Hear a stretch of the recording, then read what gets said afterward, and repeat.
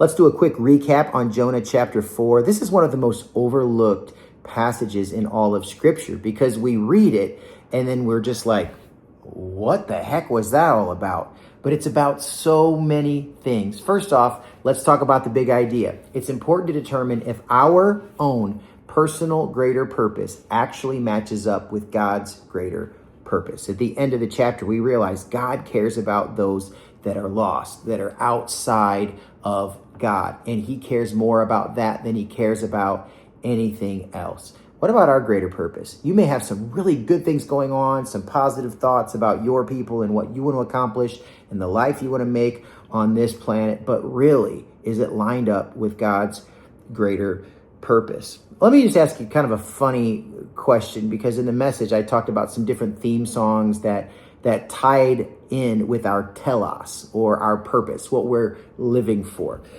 If your life had a theme song this week, what song would it be and why? I think about some of my favorite songs that actually kind of have some meaning. I think about the Garth Brooks song, Standing Outside the Fire.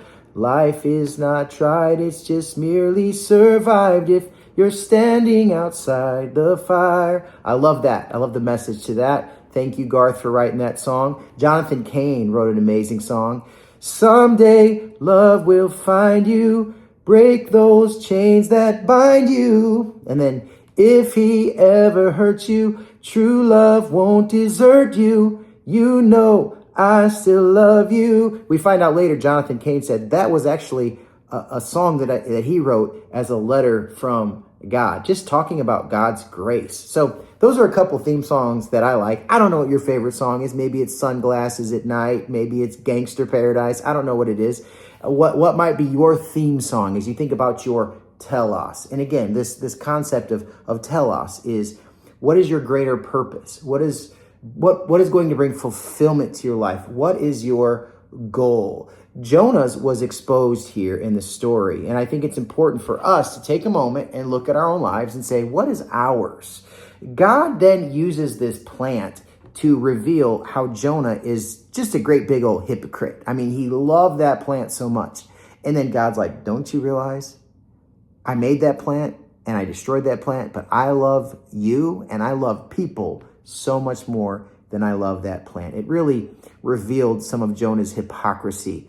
Then God shares his heart for lost people. And I love Jonah's sense of just honesty and transparency, where it becomes clear. Jonah's heart isn't for lost people. Jonah's heart is for Jonah. And Jonah's heart is for his people. But God's heart is for the lost. How about your heart?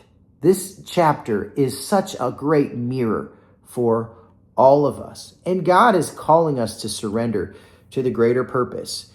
God's calling us to say, Lord, my relationships are yours. My family is yours. My finances are yours. My time, my talents, my treasures. God, these are yours. I surrender them to you. Please help me to walk your path and help me to live in a way that lines up with your greater purpose.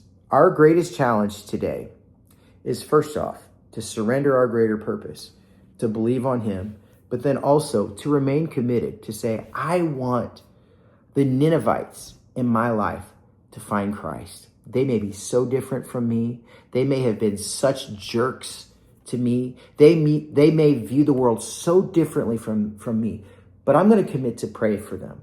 And I'm going to commit to take action when I'm called to take action. And all of us can do three things. We can invite and include. We can invite people to church, to our small group, to things that will help people grow in their walk.